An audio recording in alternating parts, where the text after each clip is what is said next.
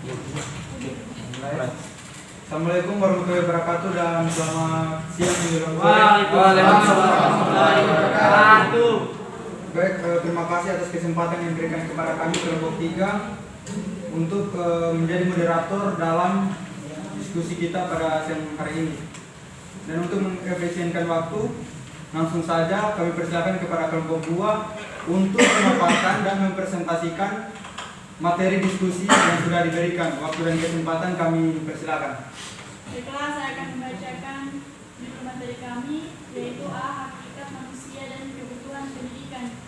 1. Manusia makhluk yang berpengetahuan. 2. Manusia sebagai makhluk berpendidikan. 3. Manusia sebagai makhluk yang berkebudayaan. 4. Manusia dan kebutuhan pendidikan. B. Pilar pendidikan menurut UNESCO.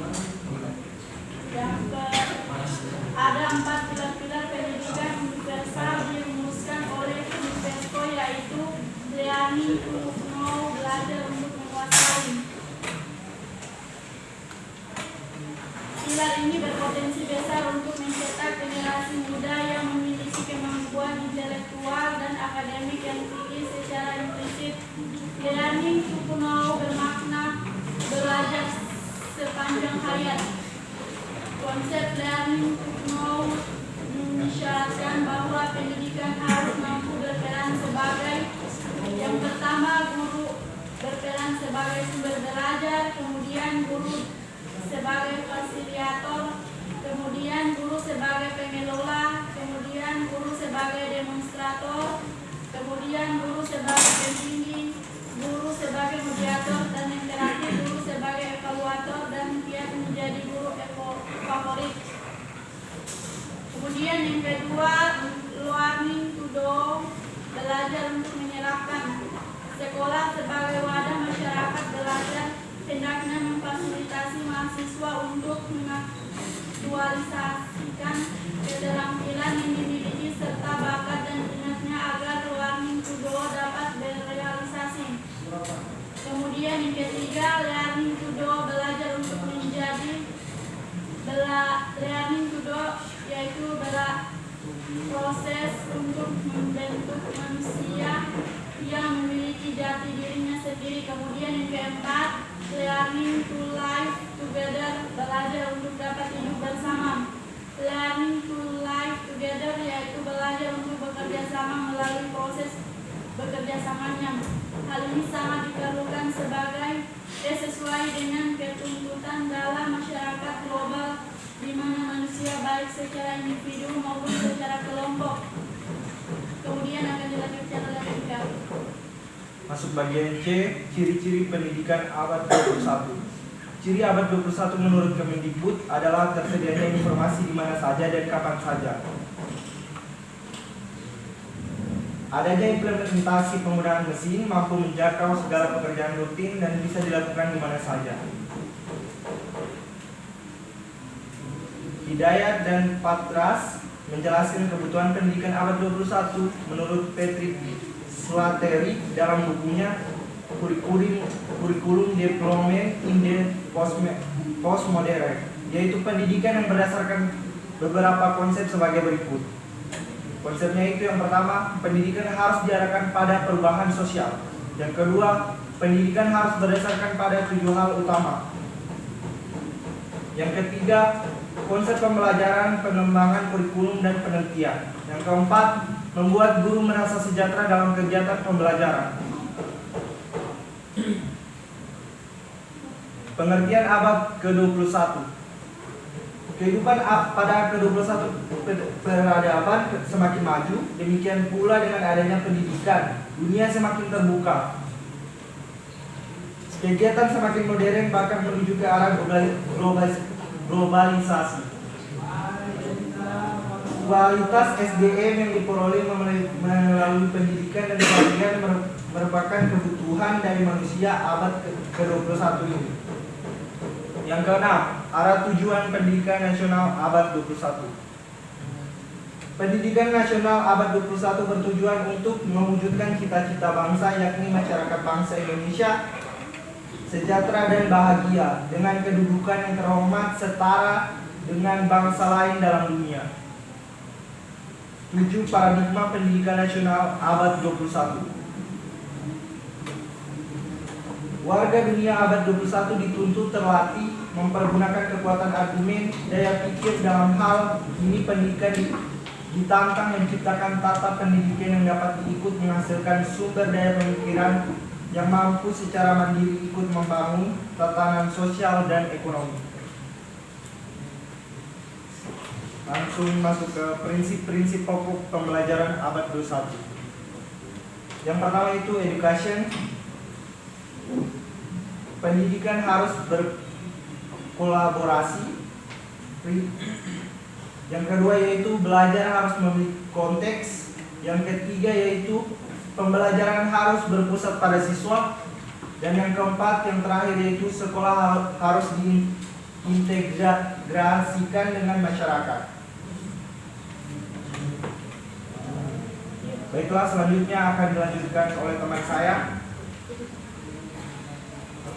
Lanjut bagian E, tuntutan pendidikan pada abad 21. Tuntutan dari era global ini adalah lulusan yang mampu berpikir kritis, memiliki kompetensi dalam pemecahan masalah, kreatif, inovatif, kompeten dalam ICT. Bagian F, prinsip-prinsip pembelajaran abad 21. 1. Komunikasi. 2. Collaboration. 3. Critical thinking and problem solving. 4. Creativity and innovation. Bagian G, model pembelajaran dan peran pendidik abad 21. 1. Model pembelajaran. Model pembelajaran yang paling populer dan banyak diimplementasikan adalah model pembelajaran PJBL atau Project Based Learning dan Inquiry Based Learning. Bagian 2, peran pendidik. Dengan pendidik yang bermutu, maka kurikulum dan sistem yang tidak baik akan tertopan. Keberadaan pendidik yang bermutu tidak akan pernah bisa tergantikan sekaligus dengan teknologi canggih, karena teknologi hanyalah alat dan media, sarana prasarana bagi para pendidik. Oleh karena itu, pendidik perlu memiliki kualitatif yang dipersyaratkan, kompetensi yang terstandar, serta mampu mendukung dan menyelenggarakan pendidikan secara profesional. Pendidik yang bermutu paling tidak memiliki 4 kriteria utama, yaitu 1. Kemampuan profesional. 2. Upaya profesional. 3. Mampu memanajemen waktu. 4. Dapat membelajarkan siswa secara tuntas. Kemudian kesimpulannya, hakikat pendidikan pada dasarnya melekat pada setiap manusia yang merupakan makhluk yang berpengetahuan, berpendidikan dan kebudayaan. Perkembangan dunia global menuntut pendidik dan serta didik melakukan perubahan yang mulai mengikuti perkembangan menuju era globalisasi atau era modern, dengan mengubah prinsip pembelajaran mengikuti abad 21, yakni yang dimana communication, collaboration, critical thinking and problem solving, creativity and innovation. Terima kasih. Thank you. Ya, sekian dari kelompok kami. Selanjutnya kami serahkan kepada moderator. Baik, terima kasih kepada kelompok gue yang sudah mempresentasikan materi. Dan untuk selanjutnya kami persilakan kepada teman-teman kelompok lain untuk mengajukan pertanyaan, dan kesempatan pertanyaan hanya diberikan 1 sesi. Dalam 1 sesi masing-masing kelompok diberikan kesempatan 3 pertanyaan. Untuk itu kami persilakan. Andi dari kelompok berapa? Ya, Assalamualaikum warahmatullahi wabarakatuh. Waalaikumsalam warahmatullahi wabarakatuh. Yang Perkenalkan, saya dari kelompok 1 ingin memberikan pertanyaan ke kelompok 2. Saya ingin bertanya, karena ini kan menjelaskan mengenai hakikat pendidikan. Ada yang saya kurang mengerti dari poin di pendidikan abad ke-21. Yang jadi pertanyaan saya itu, dalam hakikat pendidikan ini,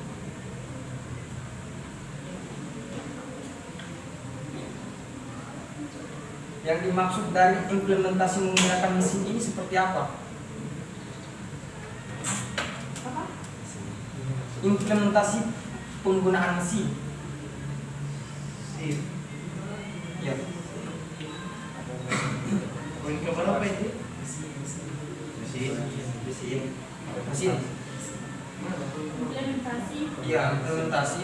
Adanya implementasi menggunakan mesin. Dari kelompok berapa? Dari kelompok 1. Saya kurang mengerti dalam hakikat pendidikan. Terima kasih. Kemudian masih ada lagi? Bang, silakan Joli. Tadi kan penjelasan mengenai pendidikan yang berdasarkan beberapa konsep. Nah, di sini saya ingin bertanya, pertanyaannya yaitu mengapa pendidikan Kelompok berapa? kelompok 6 mengapa pendidikan harus diarahkan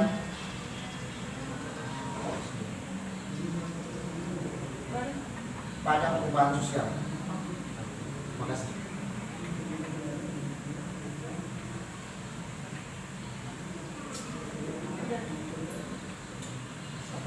Selanjutnya masih ada yang mau bertanya? Satu pertanyaan lagi, Desa. mungkin dari teman kelompok 4, kelompok 5.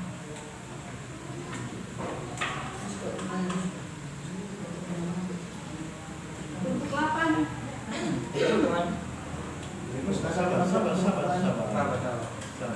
Ada durasi. Aman. Dimas?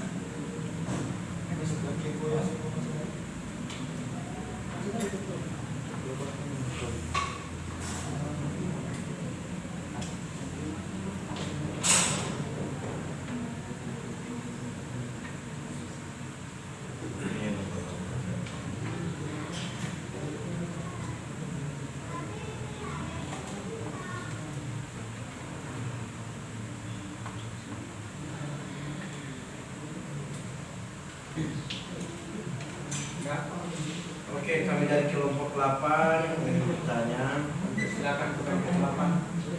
bagaimanakah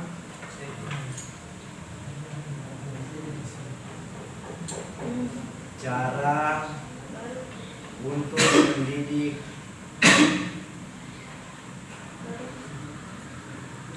anak-anak biar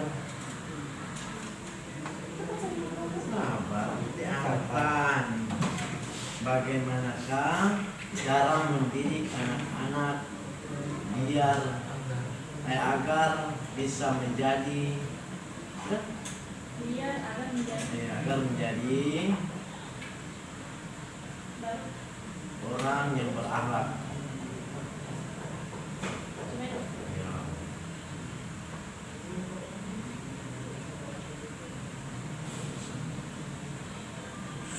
Terima kasih pada teman-teman kelompok yang sudah memberikan pertanyaan. Selanjutnya kami persilakan kepada kelompok 2 untuk langsung menjawab pertanyaan-pertanyaan yang ada.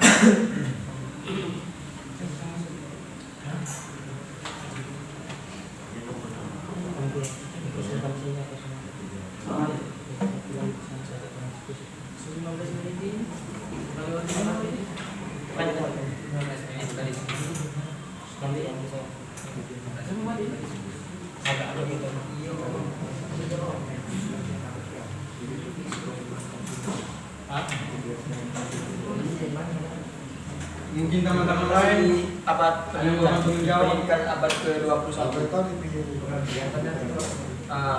Di awalnya itu saya kurang mengerti di bagian implementasi. Saya menjawab dulu. adanya implementasi menggunakan mesin dalam ini kan mengenai tingkat pendidikan. Bagaimana kelompok coba bisa menjelaskan bahwa tentang adanya implementasi menggunakan mesin ini, penggunaan mesin,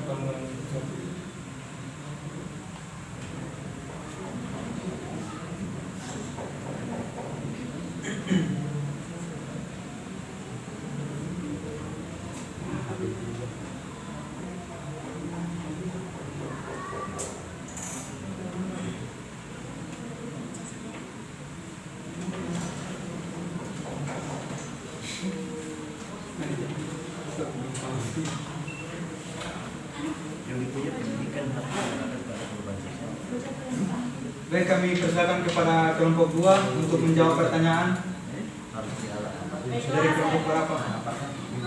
Menjawab pada pertanyaan dari kelompok anak. Kelompok 6. Mengapa pendidikan harus diarahkan pada perubahan sosial? Karena pada sisi lain daya tampung lapangan kerja tidak sebanding. Bahkan persiapan arah penyalur kerja orientasi dalam berkarya mereka. Wajar jika ada berbagai kasus para lulusan baru itu akhirnya tidak mengembangkan potensi keilmuan dari latar belakang di mana dipelajari pada saat kuliah.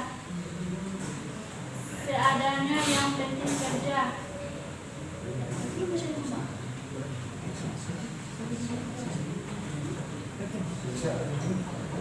Dengan akses spesifik begitu, akses spesifik supaya kamu bisa apa dari pertanyaan tadi? Pertanyaan tadi apa? Mengapa pendidikan harus diarahkan pada perubahan sosial? Kenapa pendidikan harus diarahkan ke Pada perubahan sosial. para perubahan sosial? Mungkin tambahannya, mungkin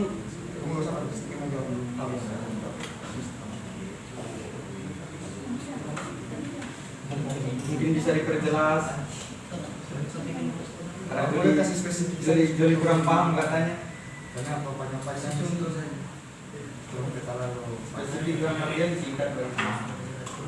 Oh, dengan surat pendidikan.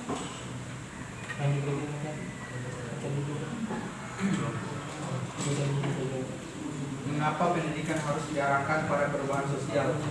Mungkin teman-teman ada yang bisa membantu.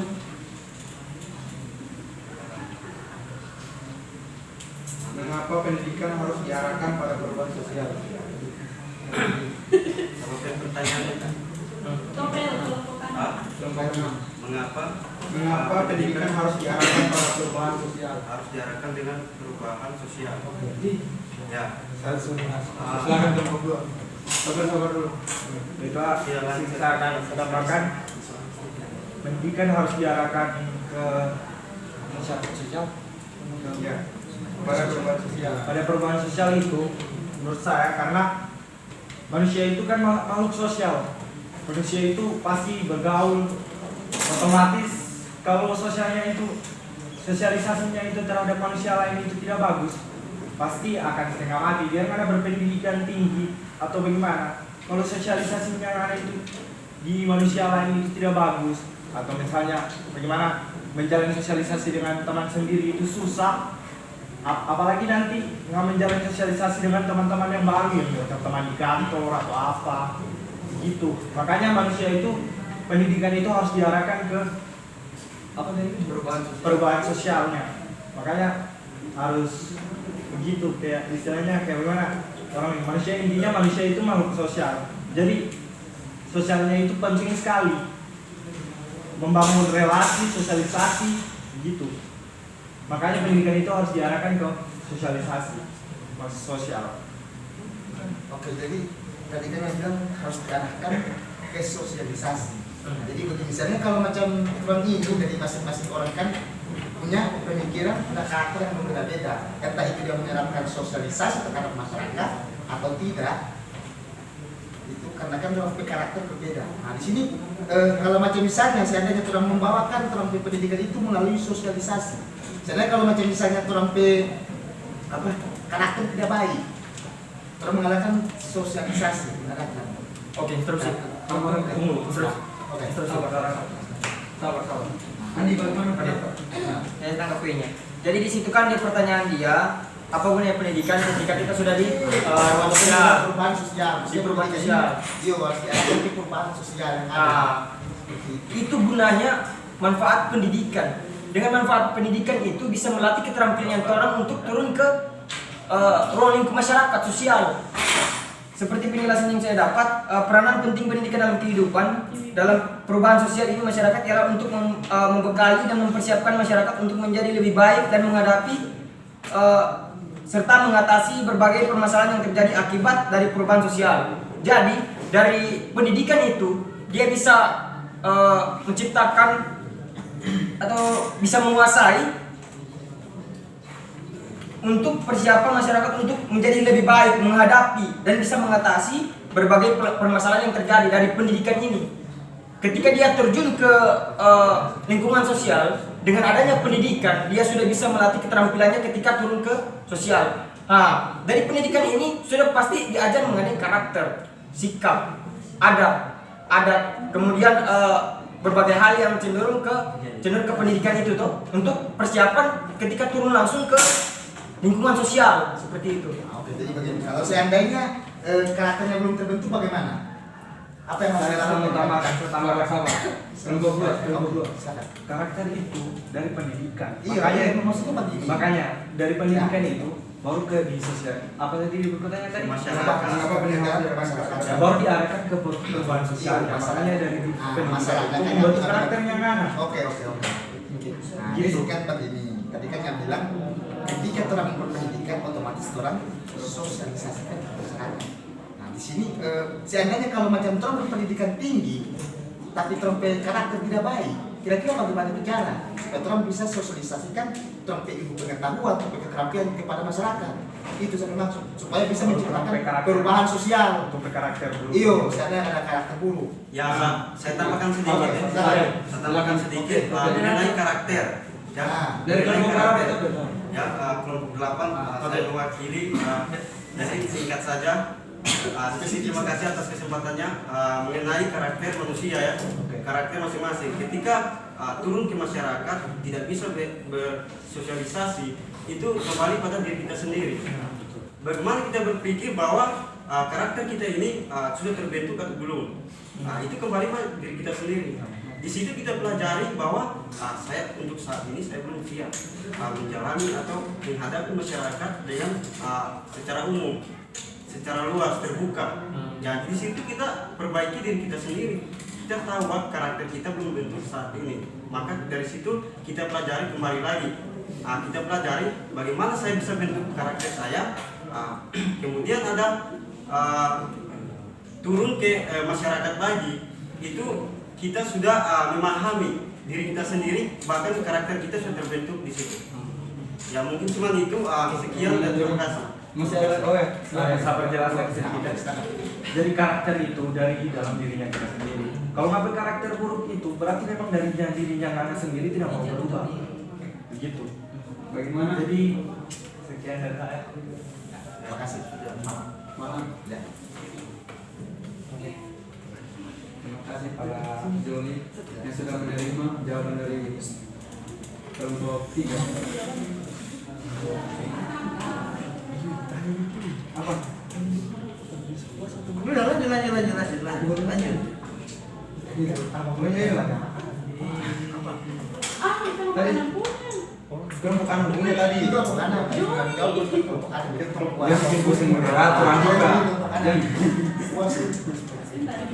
Bukan kelompok anak jawaban.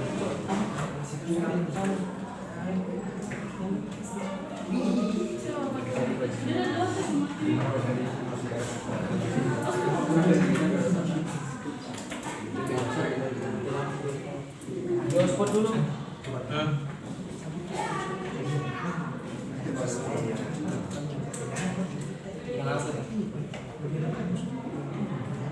Ciri-ciri Pengen cek.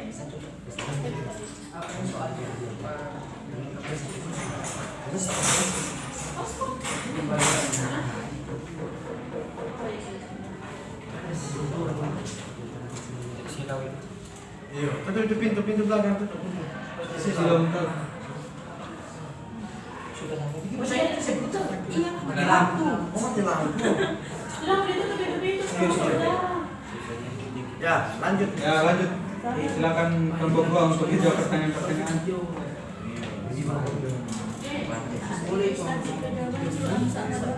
Suara Pak. Macam ini suka saya. Oh iya. Untuk Andi bagaimana pertanyaan tadi? Boleh diulang pertanyaan tadi. Pertanyaan saya itu kan mengenai pendidikan abad ke-21. Yang saya kurang mengerti itu yaitu dengan adanya implementasi menggunakan mesin, penggunaan mesin. Jadi dalam hakikat pendidikan ini penjelasan yang lebih jelas mengenai adanya implementasi menggunakan mesin ini seperti apa? Jadi Apa maksudnya dengan adanya implementasi menggunakan penggunaan mesin ini?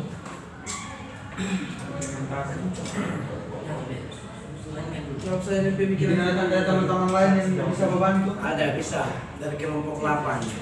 Kelompok 8 Pertanyaan dari kelompok Jangan. kelompok berapa nih? Anak. Kelompok 1. Simpel saja. Tentang itu apa namanya? Implementasi tentang mesin. Tentang pendidikan kan? Contoh kecilnya tentang HP. HP ini kan mesin. Tentang elektronik. Mempermudah. Kalau kata Profesor Guru Besar UNG kemarin, kenapa tidak? Di HP ini semua serba ada. Sekarang serba canggih. Mungkin sekian dari kami kelompok 8. Jadi bagaimana Andi? Pertanyaan dari jawaban dari kelompok 8. Saya kira cocok ya. Saya kira cocok. Iya. Simpel kan? Cuma ini. Bagaimana? Masih kurang kan? Masuk ke pencet pembelajaran kan? Cuma menggunakan mesin supaya cuma ini. Kan kan di sini bilang implementasi penggunaan mesin mampu menjangkau segala pekerjaan penting dan bisa dilakukan di mana saja. Contohnya saja yang seperti yang tadi Razon bilang